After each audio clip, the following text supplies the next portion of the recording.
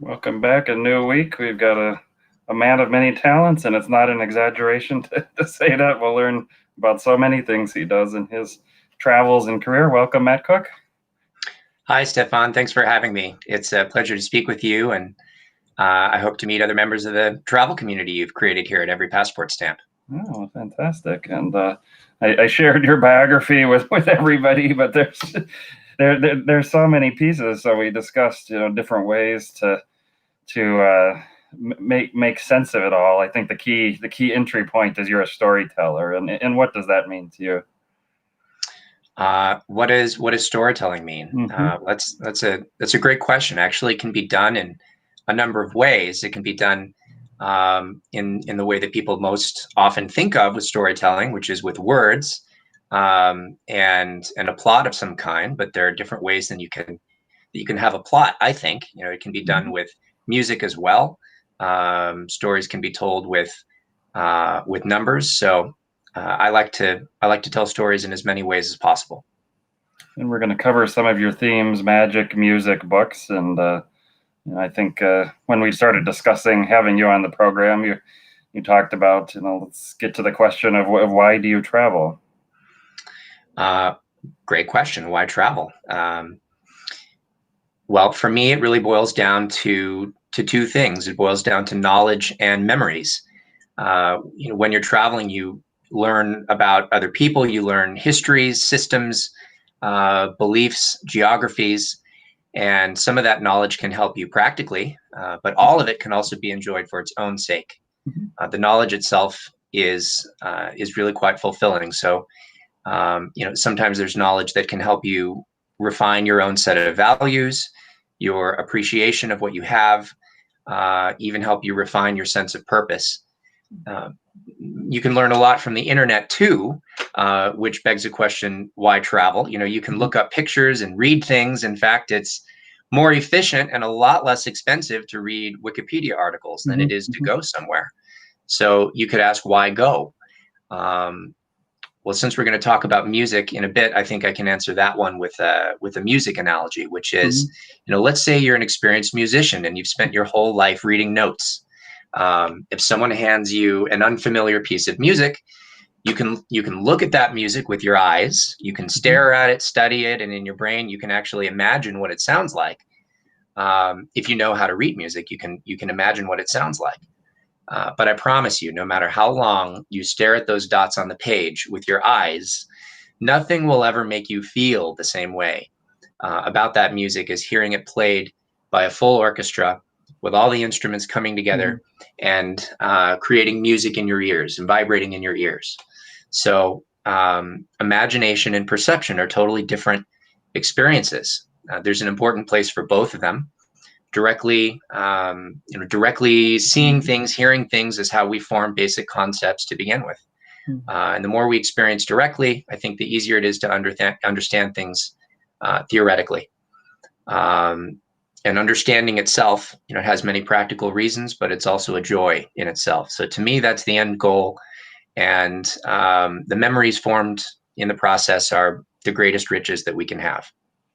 I'm curious on the music piece. I'm in awe of people. I can't read music. I don't know. Tone deaf is even a valid term or that, but I've never formally studied. I know what I like when I hear it. When I'm traveling, I often encounter musical traditions that are quite unfamiliar to me. I'm thinking my first big international trip studying Chinese, and very jet lagged trying to appreciate Peking opera, and it was a real slog. And a decade of living in China later, I don't know that I appreciated it any better, other than having a respect for the craft that goes into it, even if I never picked up the aesthetic pleasure for myself. So I'm curious, as a musician, encountering a new musical tradition, something that maybe is even discordant to your ears at first.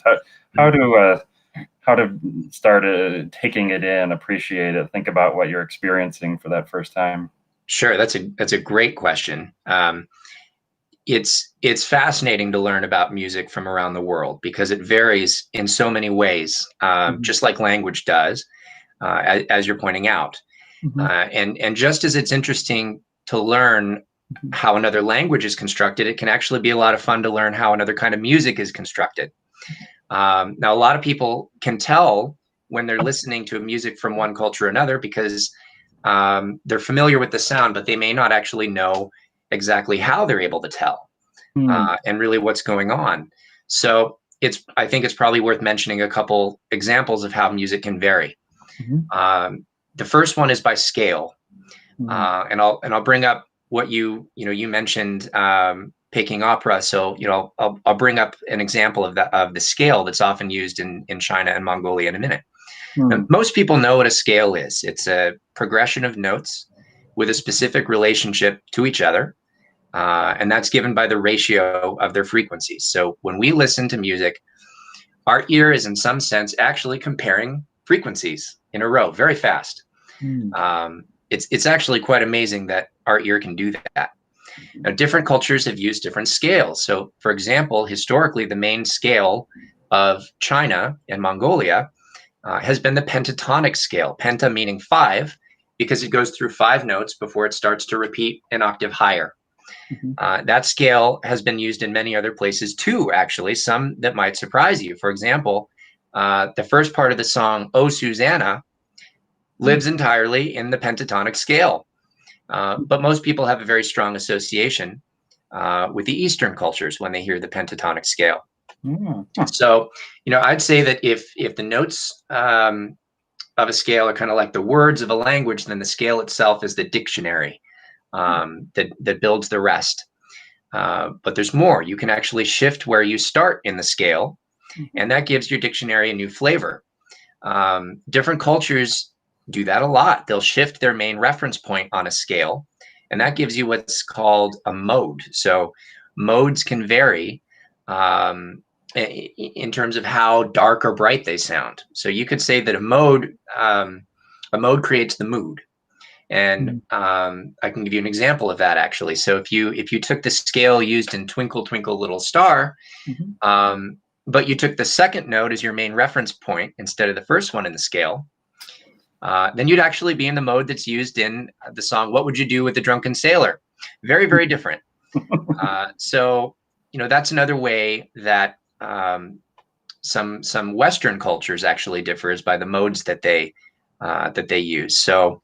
And then finally, I have to mention, of course, there's the instruments themselves. So cultures have very different instruments, Mhm. and a lot of those instruments can play the exact same pitch um, as others from far-reaching parts of the world, but they still sound very different. And that thing that's Mm. different about the sound is called timbre. And the Mm. timbres of cultures are often quite recognizable to us as well. You hear the sitar, you think of India. The Mhm. sitar came from medieval India. You hear a classical orchestra, you think of Europe, and so on. So for me, one of the joys of traveling is learning about the music of a culture, the scales, the modes, the instruments, the harmonies, what's done with them. And music produces it's a very emotional experience. So associating music with travel really makes the memories stronger. Mm. Yeah, I was just thinking. It was just a couple of weeks ago. Reading what a collection of violins that date back to the Holocaust, and I think they were marooned in terms of on loan to in the U.S. and concerts hadn't happened, but they were able to put on a virtual concert just a couple of weeks ago, and Wow. the stories they tell of just getting you to pause and reflect, even if maybe the violin doesn't sound different, the imagination and presence of them, what they can stir. Absolutely. That I didn't hear about that, and I'd be very interested in hearing and seeing that. I think one of the amazing things about music is that it sort of bypasses it skips right over the conceptual stage. When you look at other art forms, for example, if you look at a painting, Mm-hmm. you're usually, unless it's very abstract, you're usually looking at a representation of something. Mm. Or a statue, for example, you're looking at a representation of whatever the scene is. But with Mm. music, it skips that conceptual stage altogether, and it actually goes straight to the emotions. It really makes you feel something. Um, of course, composers throughout the ages have often named They've named certain pieces that have some kind of real reference, like Clair de Lune, right? References the moon, or a prairie, or whatever the composer had in mind. But other people could listen, think of different things. But I do think that there is a common language, even if we think of different scenes. If we're picturing something, the common language is the feelings that we get. Of course, there are subtleties, there are subtle nuances and difference that might vary from person to person. But I think that there's a lot of commonality in that regard, that we tend to feel different ways, right? We all kind of feel if a certain piece of music is triumphant or melancholy, and we kind of ride a very similar emotional roller coaster, or we follow a very similar emotional plot when we're listening. Wonderful. Now, you're also a magician, and saying magic and in travels. I mean, there's I guess for say an American audience, American traveler like myself, I think to the the Houdini or the Las Vegas performers, and magic can mean so many different things Sure. around the world. So tell us how you are a magician and how that is interwoven into your travels. Sure. Well, thank you. That's a great question. It might seem kind of unusual. How do you bring meaning to magic when you're traveling? The way I think of it is a deck of cards is my universal translator, right? So in Star Trek, there's a universal translator that's very high tech and advanced, but my universal translator is actually very low tech, but it works very, very well. I always carry a deck of cards when traveling because it communicates some deep ideas, and it crosses the barrier of any language by establishing common ground. What do I mean by that? How does it establish common ground? Well, one thing that all people share is that from different parts of the world, we all see the world following certain rules. So whether you're in LA or Morocco or Tibet or any other place, things happen in certain ways and not in other ways, right? We give those rules different names. We explain them differently. Whether you say it's the will of God or physical law, but we all see the rules, and we have a very strong sense that those rules are always followed and they can't be violated. They can't be broken. So a deck of cards is something that I like to use to make it seem like those rules are getting broken. And that brings universal delight, or I should say it usually brings delight because of what it communicates without words. It says we both know the world follows these rules, and we both like to figure out how these rules work, and we all like to try to explain things. And that's kind of, that's pretty deep to be sharing communication along those lines without using words. So that's why, that's one of the reasons that I really like magic. Now, I never try to make it seem like there's anything supernatural going on. Most people don't think that there is, but in areas with poor education or where mysticism may be mainstream, you never know what people might think. In fact, even in developed countries, some magicians try to make people make their audience think that they're doing real magic. I don't like that. It's dishonest, but worse, it creates distance between the magician and what we call the spectator. I like to bring us closer together. I'd much prefer do that. So when doing some tricks when traveling, I'll usually teach one simple one to whoever's watching. It's a token by which to remember our encounter. It strengthens our connection, and it reinforces what we have in common, which is that we both see that we live in this world with rules. We both have a desire to explain the rules, and we have a lot of fun trying to solve puzzles. Are there any tricks or attempts you've made to relate to people that you found that one just doesn't translate, or is it truly? Oh, sure. I mean, you have to be prepared for anything. And the hardest thing I would say is if a person hasn't seen a deck of cards before, if they're not familiar with what those symbols are, the spades, the clubs, the hearts and diamonds. And then if you turn one into another, you have to really make sure it looks very different, or else it doesn't actually seem like that much of an illusion, because if people aren't used to the symbols, it's not going to look very impressive. And it's harder to remember what card you've picked as well. If you've never seen those symbols before, what's the difference between the 9 of hearts and the 9 of diamonds if you have 2 minutes or 3 minutes to forget what you looked at the first time and you've never seen it before. So if a deck of cards if my universal translator is unfamiliar to somebody, it makes sense to try to find magic with everyday objects, with rubber bands or coins or whatever happens to be available at the time. And there's a lot that can be done with whatever's in your environment. Actually, it's kind of nice to use whatever's in your environment, because then people don't feel like it's rigged. A lot of people think that that magicians use fake or gimmicked deck of cards, which certainly do exist, but actually most magicians don't really use that stuff. I mean, sure, it's out there and sometimes it's used, but I think you find if you start getting into learning magic, actually, when a magician's using a deck of cards, it's usually a legitimate deck of cards. It really is. But there's always that skepticism. If the magician is the one who brought the deck of cards, maybe it isn't legitimate somehow. So if you can use whatever's in the environment anyway, whatever was already there, it's kind of more impressive. It really feels like that's the real deal. Yeah, and one of the side benefits of travel is watching in-flight movies you might not otherwise have encountered. And a few years ago, I saw the documentary Dealt about the close-up card magician Richard Turner, and I won't spoil the big punchline of it, but certainly the lesson of it being real and unbelievable amount of practice, as well as I picked up on this industry idea that in the endless award ceremonies that he's not Magician of the Year, that close up.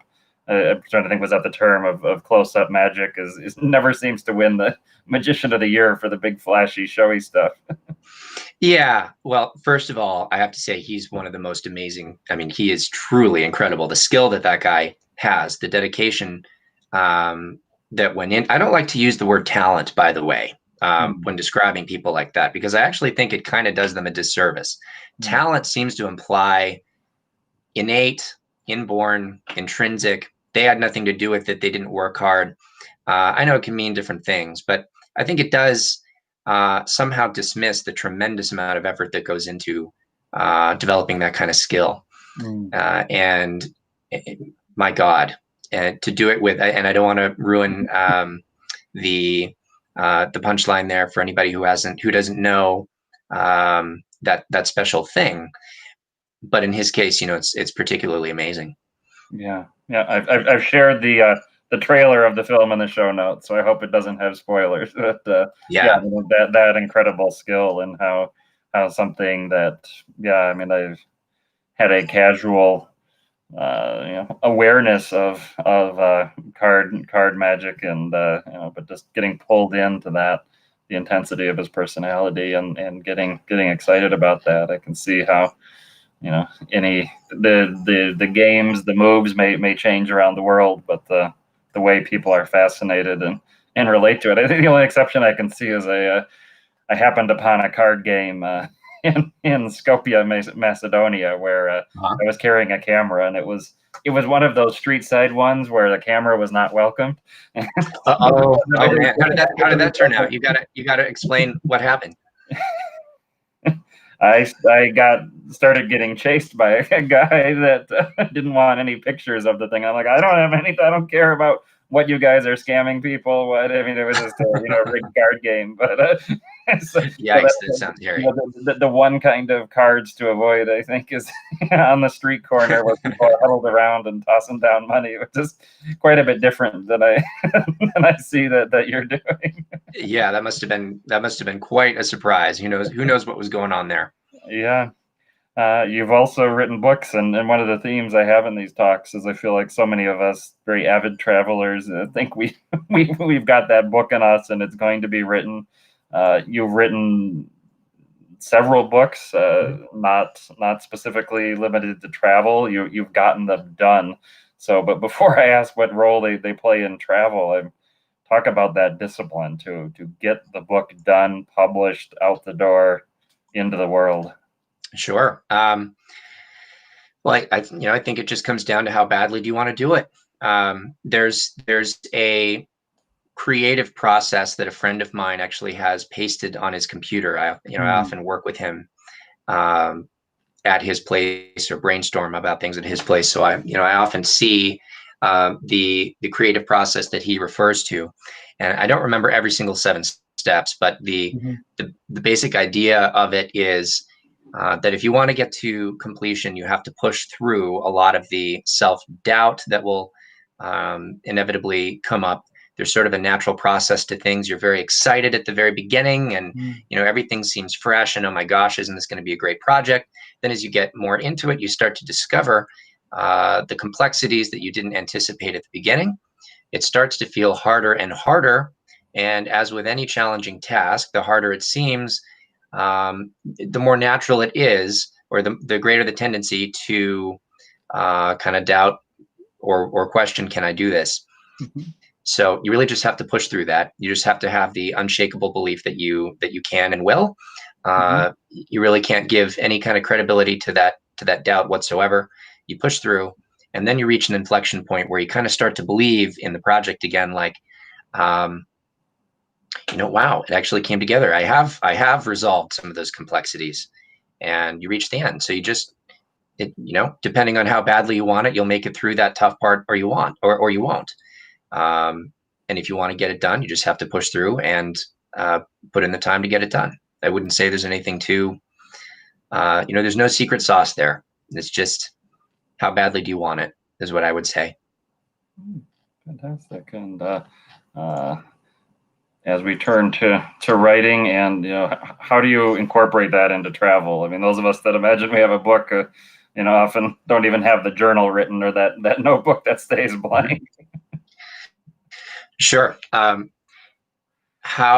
What role does writing play in travel? Uh, Another great question. So writing is, at least for me, a way to sharpen the memories and the ideas that form, throughout life, but especially during travel. Mhm, And the most basic sense of that, as it pertains to travel, is working in little anecdotes, working in personalities that you encounter, working in geographies that you see, secret references, special places, that sort of thing, into a story. And that brings authenticity to the writing, more authenticity than you could ever get sitting at your computer just reading about things, right? mhm, mhm, Um, but more importantly than working in those little things, I would say that stories communicate ideas and values. mm, The writer doesn't even have to intentionally decide to communicate values. It's actually automatic and subconscious, I think. Um, the writer's way of thinking will inevitably come through on the page. Writing is actually your brain on paper. So in that sense, having something published can be scary. It captures your mind at that point in time. When you wrote it, it exposes it for the world to see. It's a time capsule back to what your brain looked like in the past. But we mature, we change, we form new ideas, we process new information in time. So it's scary because publishing your work eternalizes a certain version of you that's more limited. It's mm, more limited in the knowledge that you had when you wrote whatever the work is. But the flip side of that is that writing, and especially writing fiction, it's the best form of a diary. I mm, actually believe that. I actually think that the way a person makes up a story says more about them than the way they narrate facts. Ideas find their way onto the page in fiction. mm, Worldview asserts itself. Now, I don't often look at the old fiction that I've written. I like to push on to new stuff, but when I do, it brings me back to where my head was, to my level of knowledge at the time, to my level of understanding at the time. And it also brings back memories of the things that inspired that story, like wherever I was when I was thinking about the story. mhm, So it brings back the memories of all those special pieces mm. of adventure and travel. So I would say that's the role of writing in travel, or how the two are connected. And I would imagine many people starting out to write about their travels, whether it's for personal use, sharing with family, an intent to publish. I guess it probably starts very linear, and there's a lot of stuff that may seem important to them that an audience would have absolutely no interest in. What's the selectivity? What's the stories that can resonate with readers, and what's the stories that it's like, oh, that's just the old guy at the bar telling his stories over and over again, and they're not they're not interesting to anybody but himself. Well, that's a great question. And I think that ultimately has to do with the writer's purpose. So, and I'm not saying that one purpose is better than another. Mm-hmm. You should simply do what is consistent with your purpose. If the purpose is to create something that readers will enjoy, mm-hmm. then you have to really keep the reader in mind when you're creating something. Mm-hmm. But to write something entirely selfishly is mm-hmm. also a perfectly valid purpose. Mm-hmm. In fact, most of the writing I do is entirely selfish, but it's nice to sometimes think about how they can overlap, right? How can you write very selfishly, doing something that makes you very happy to create? You enjoy spending the time on that, but that perhaps other people might enjoy it too. So, I think it really just ultimately comes down to purpose and understanding the purpose. I will say, on the practical side of things, especially with fiction, it's very, very difficult today to sell fiction. People are reading less fiction. First of all, when they're reading books, the trend is people are gravitating more toward nonfiction. But that's when they're reading books, and it used to be that you would have to look at the competition among other books, but now when you look at how you're competing for eyeballs, it's not just with other books. In fact, the competition includes all the streaming services, Netflix, Amazon, and social media. People are reading.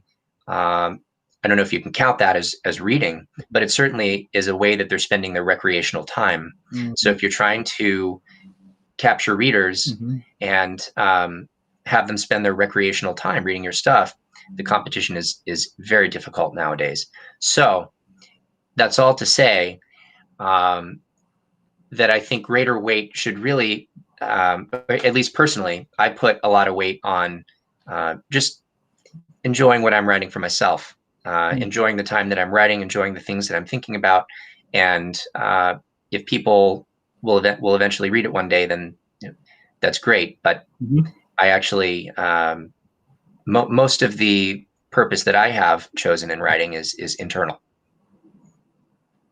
Excellent. And talk about that switch, fiction to nonfiction. Sure. So just generally kind of, what are the different processes? And sure. Mm-hmm. I do think that, they're both forms of storytelling.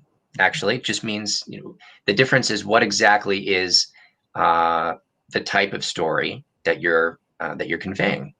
So most recently, I released two books, or I released one, and the other was published by MIT Press. That the latter book was called Sleight of Mind, and that is a book that explores over 75 paradoxes in math, physics, philosophy, and the social sciences. And that was a ton of fun.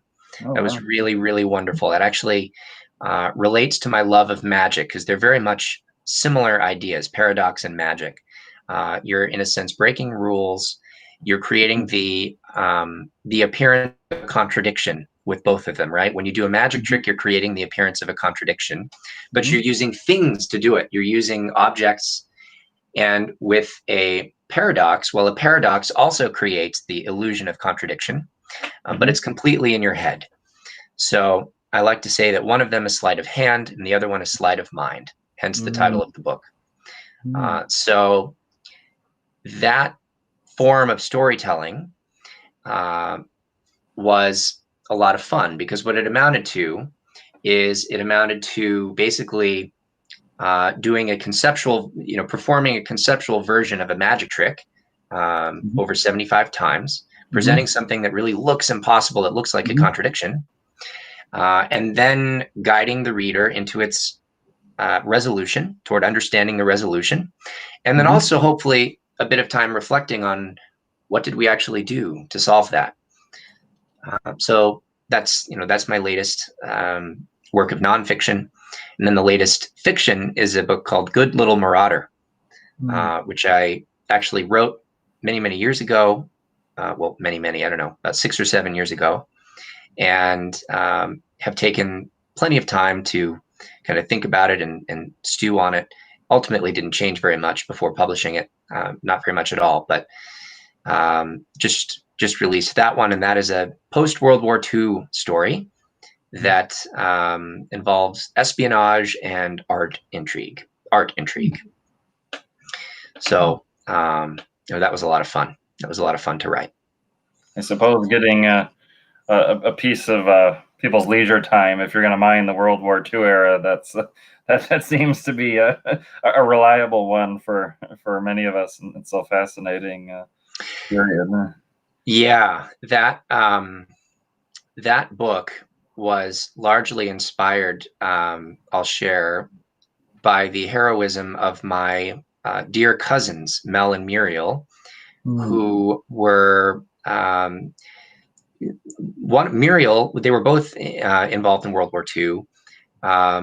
Mel was more in the aftermath, and Muriel herself was actually a nurse on the front lines of the Battle of the Bulge.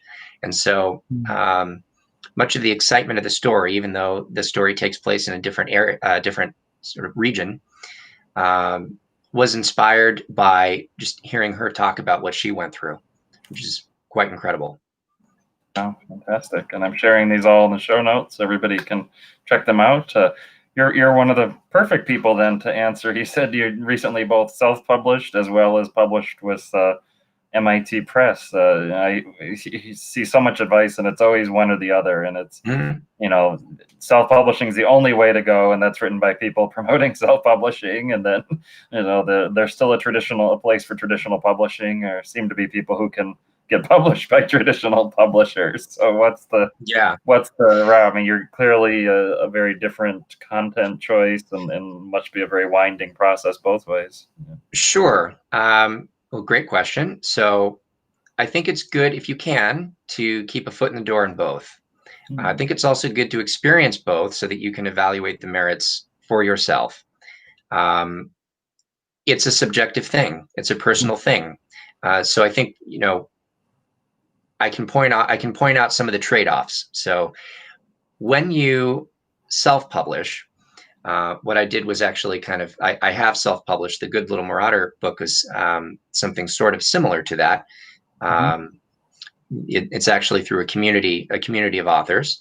But the benefit of doing it that way is that you have more control of the process and the timeline. So the product and the timeline, right? You're driving it. Being able to exercise creative control means a lot. You retain 100% of the rights, and you make all of the decisions. When you work with a publisher, that's usually not the case. So you have to ask yourself, how important is it to you to have that control? Now, some authors will say, 100%, they absolutely want that control. And they would never give it up in a million years. Well, what I would say to that is, okay, that's fine. I can certainly understand that choice. But be sure to defer to the experts in every one of the many areas that you will have to do work in before the book is published. So there's the, for example, we can just look exclusively at the cover, illustration and design. You have to be aware, for example, that illustration and design are different skills. Not everyone realizes that. And some authors will try to do that part themselves. The author is typically very good at writing, or certainly spent a lot of time at writing, but not necessarily on the artwork. So my point here is, if you're going to do it yourself, I think you should be quite willing to work with experts who can help you in the many other areas that you're going to need to cover before you get that book done. On the traditional side, they're practiced. They already have the experts lined up. They've got terrific editors. They've got terrific illustrators. Mm-hmm. And so there's a sort of production line that they're quite used to. They do take quite a long time, a surprisingly long time, actually, to go from receiving a manuscript to actually getting it out there. And I don't think it needs to really be as long as it often is. It's surprisingly long. But there are things that they do along the way with polish that I think are not to be underestimated. So that's a lot of trade-offs, and really, it's ultimately subjective. There's no rule about which is better. It's good to have both experiences if you can. Would it be too much of a simplification to? It seems from my limited study of this area where people who are going into it for the money Mm-hmm. are, for the most part, going the self-publishing route, and whether it's putting a series of a dozen 199 books and hoping they take off or sell, and they're not concerned necessarily about bestseller lists or prestige or recognition or awards or any of that. And if some of the latter is the motivation that it seems like people are wanting to pursue the traditional publishing route, if that's, and I realize both goals can get to that point, but it just seems to me that from what I've encountered, the people who are really it's money, money, money, and they find a strategy in self-publishing that can perhaps quick turn or pay off. And if it's the pursuit of some non-monetary goal, that maybe that journey of finding that traditional publisher is worth the extra time, and that as a potential payoff. Good question. I don't know the data on, what, if you looked at the data on what people's intentions are when they go in and what they end up doing, it would be hard to get that kind of data to sort of correlate motivation, such as whether it's for the sake of storytelling or to make money, and then to correlate that one way or the other with whether they go the self-publishing route or the traditional route, and how well they actually do, and whether the desire to make money is actually inversely correlated with how well you do. I don't know, right? I don't know any of the data on that. What I do know is that it's today very statistically difficult to make money going into writing. So if that is your goal, and it's really not about the writing, but it's really about making money, there are a lot of things you can do to improve your odds. I wouldn't actually recommend going into writing for that reason. If your writing is personal fulfillment, you can bat 100, right? Because it's completely coming from within. You've got a set of ideas that you want to convey or think about, spend a lot of time really hammering out. So I would say if your objective is personal fulfillment, it's absolutely a wonderful hobby, vocation, or activity, whatever you want to call it, because you can bat 100. Oh, wonderfully said. And Jack in the comments noted that we've got a Penn alumni gathering today, and I'm Really curious, we're Go Quakers. both he and I both are Wharton alums. Or I was Wharton in the college, and I don't have kids, so I'm some distance from 2020 pandemic and how that relates. I'm curious in a minute about how you're handling this year, but specifically, there's so many questions and discussions about education, and I think of Ivy League schools, Penn has a bit of a reputation of skewing a bit more pragmatic in the students it attracts. I mean, it's got all the fields, but it's got a substantial dedicated, the nursing program, the engineering, the business, which some of the schools don't necessarily have at the undergraduate level. So there's a certain mindset, and I'm hearing so much now. What's the use of a traditional college education? What's going to be the use of being in person? You're someone who's been in so many, you've executive produced a film. I mean, you've done so many of these different areas and zigged and zagged. What do you think for young people that are facing some very big decisions and no answers and no template right now? Sure. Well, another good question. How do you think about all those things? How do you think about the value of a formal education? I'm always very reluctant to, as you might have noticed from some of my previous answers, like the Mhm. merits of Mhm. um, traditional publishing versus Mhm. self-publishing, or should you go into writing to make money or do it for personal fulfillment? I'm always very reluctant on questions like that to Mhm. um, to opine when it really is a personal choice. And the way I Mhm. try to view questions like that is to try to identify what are the trade-offs that somebody might consider when they're making that personal decision, but it's really ultimately up to them. Um, Mm. I do think that there is tremendous value, can be Mhm. tremendous value, and I certainly benefited enormously from my own Mhm. education. Uh, I thought the economics graduate program at Penn was excellent. I had an excellent experience there with my graduate colleagues and with the professors. As for whether college or graduate school is for everybody, it's a very personal choice, and I would just hate to kind of overextend um, by opining on something that really is an individual choice. So it really just comes down to identifying the trade-offs for me.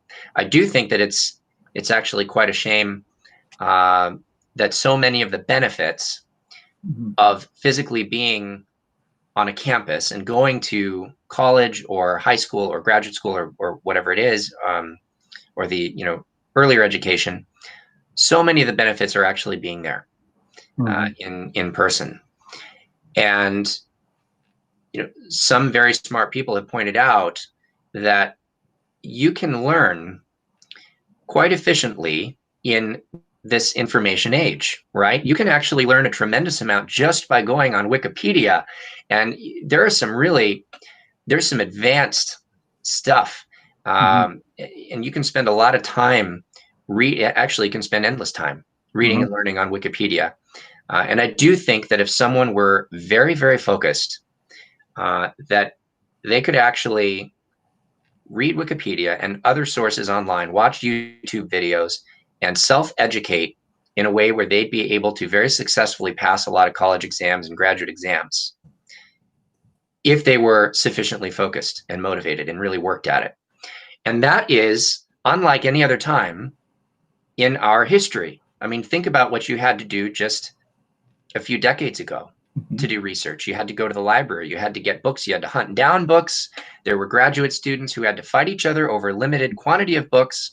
So we really live in unprecedented times in terms of the availability of information, and it's only going to get better. So can people educate themselves? Absolutely, they can with the proper motivation. Mhm. But there's so many other benefits to those years at college or in graduate school, and I think that it's largely the inspiration of being surrounded by super bright people who know so much about whatever it is they've become an expert on. I found that I found that so inspiring. I would never miss that for the world. So that's a trade-off right there, but it's a very personal decision. So I couldn't advise one way or the other. I could just point out that trade-off. Yeah, I've much better said than I could. I feel the struggle I'm reading about is these schools that saying we're going all virtual, but there's no discount on the tuition.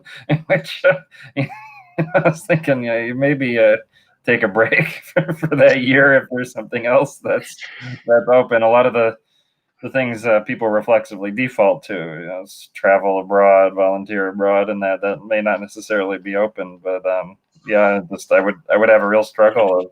Yeah, and it's a particular shame for the programs that are structured by design um, around the social aspect and having the students networking and talking with each other. There are programs that are I think that could sort of withstand the distancing a bit more, and then there are some that are actually quite social in their focus. So it's a particular shame for the ones that are much more social in their focus.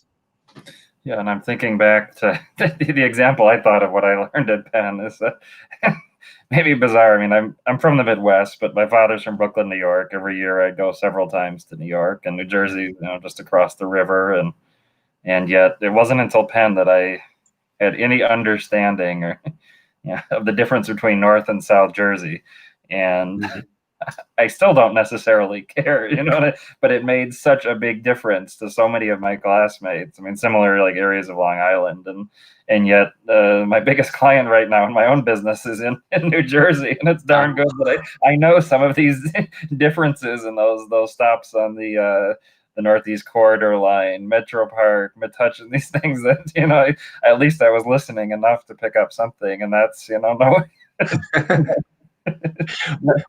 When were you there? When were you there at Penn? 1998 to 2002. Very nice. Yeah. You have fond memories. You miss it. I regret that I was a grumpy pill about it. A grumpy pill. Yeah. Oh man. I Why is that? I thought I was wasting my parents' money. Okay.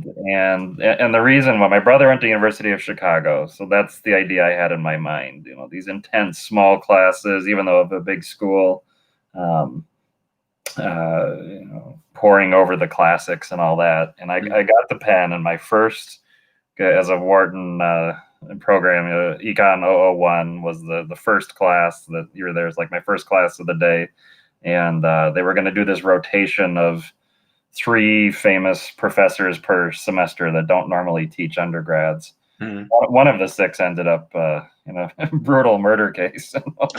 But maybe it wasn't auspicious for a number of reasons. But the first guy, he styled himself.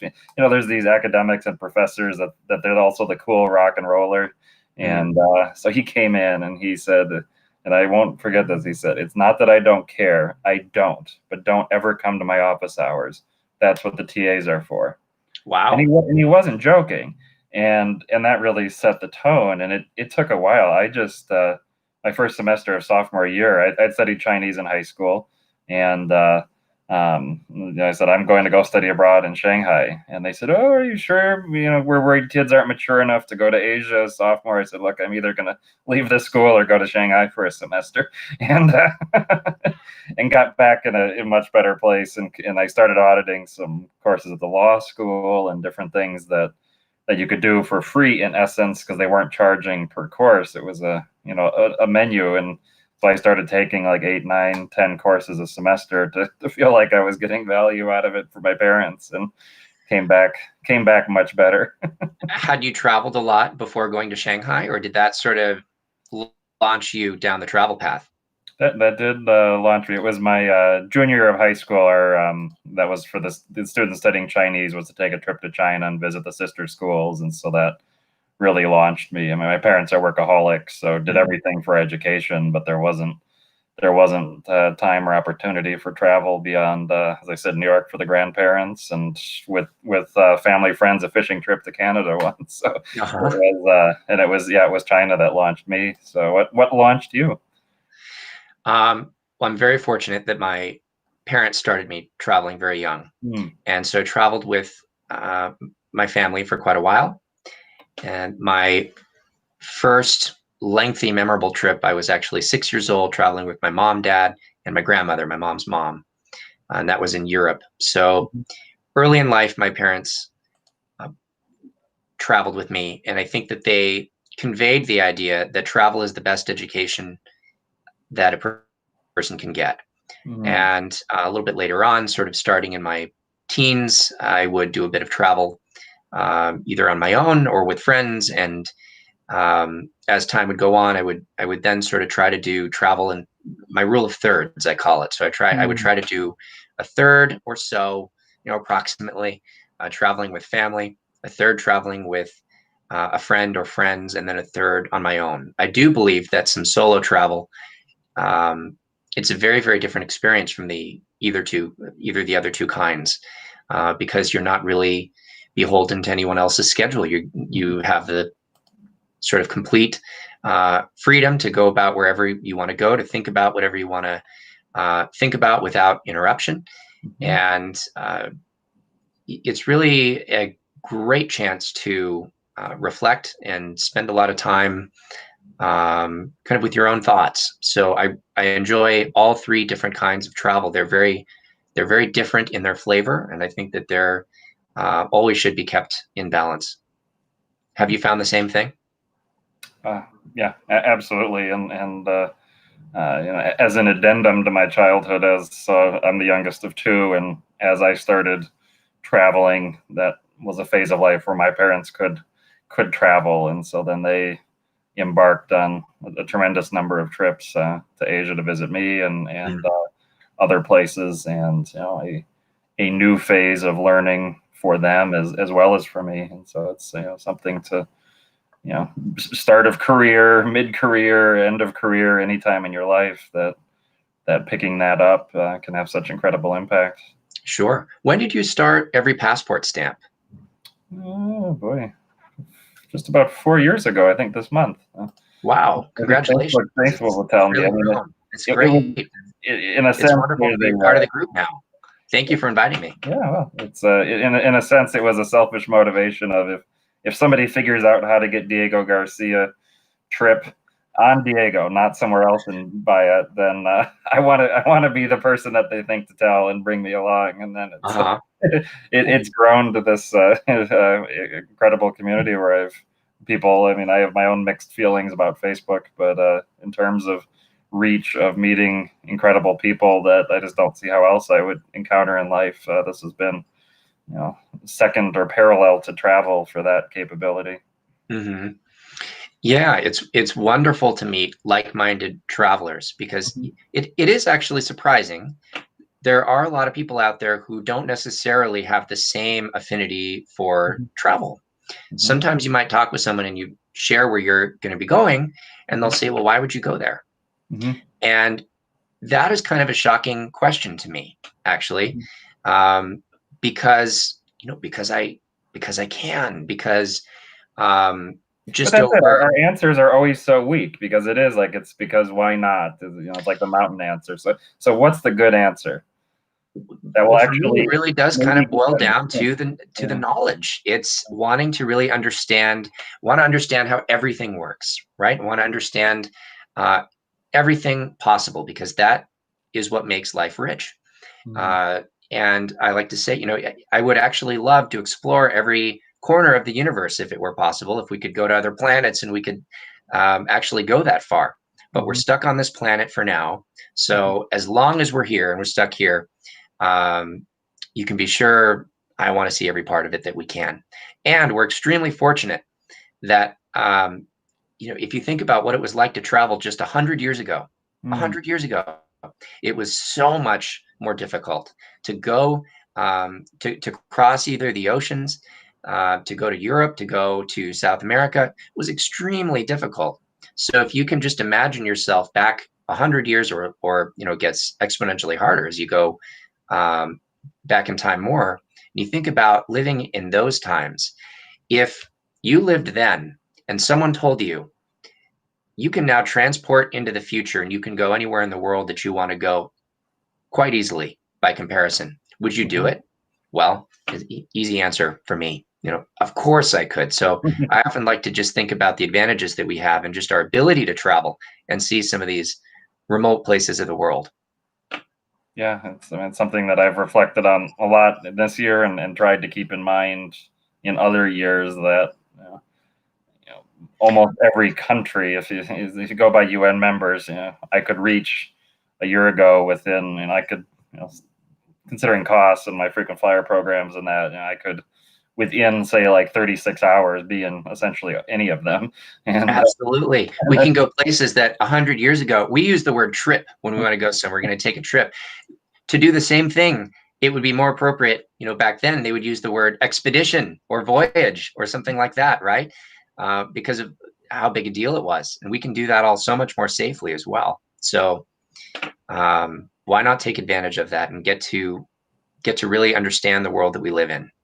yeah, and start nearby. I was learning about the Constitutional Convention and what it meant to go from, just to get to Philadelphia in those days was Sure. something We'll close with a bit of a test and a bit of your storytelling abilities and memory. So we've got sleight of hand, and I picked one that maybe has a bit of a travel theme. So tell us in parting about Blue-Eyed Islanders, and then Oh, okay. a special island that you've been to and one on your list as well.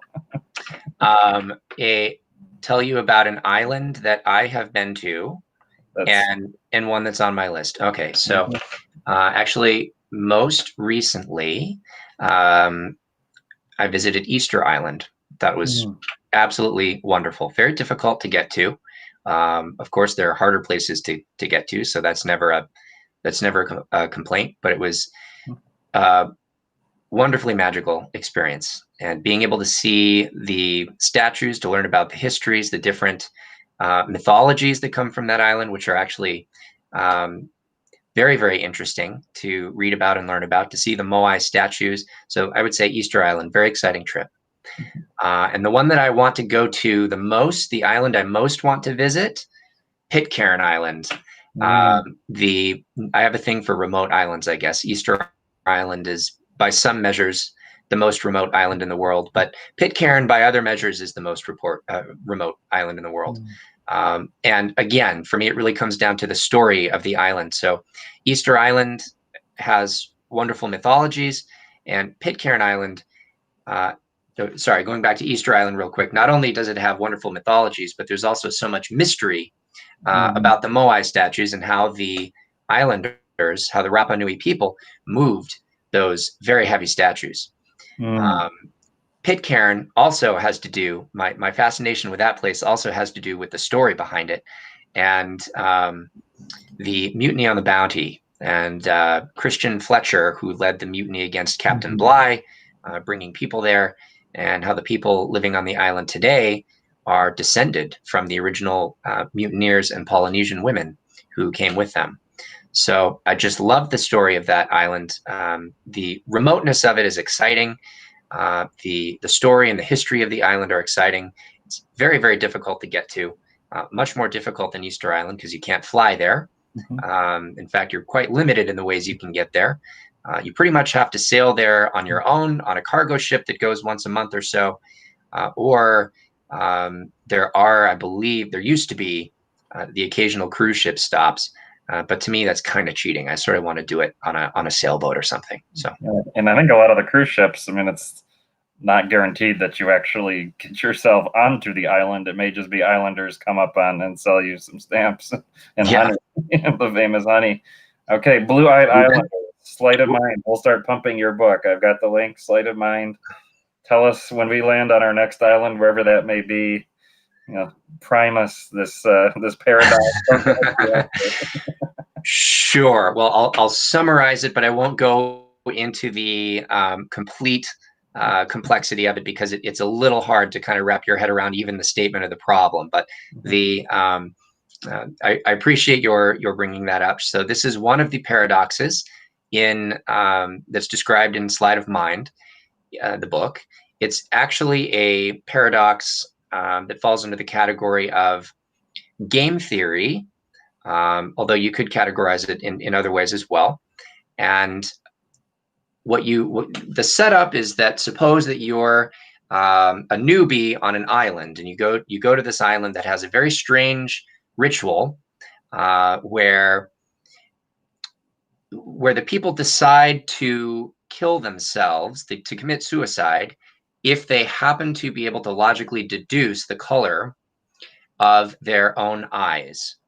And in the setup of the problem, you, as the visitor to this island, go and you find that the islanders have been living in peace for quite a while. You make a pronouncement to all of them that doesn't seem to reveal very much information. But then you can find that you could actually wipe out quite a few of them by doing that if they were to actually follow the rules. This is just a theoretical setup. Okay, this is nothing. This is nothing real here. Um, but I'll leave it at that because any further and it's just going to get kind of complicated. So it's a very interesting problem in game theory with the surprising result about how people can deduce things, uh, what kind of information becomes collective and common knowledge, and what is individual knowledge as time goes on. I'll leave it at that. Well, that's fantastically said, and I think what better way to launch us on our travels and explorations, eyes wide open. Thank you for joining us this evening, Matt. Thanks for having me, Stefan. It's been a pleasure.